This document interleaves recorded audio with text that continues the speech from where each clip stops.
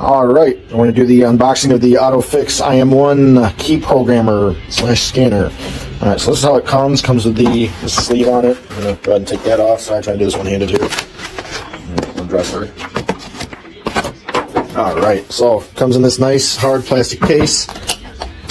Nice little buckles on it. Alright, so open the case. We have the AutoFix IM1. Now I have already opened this and set it up and everything.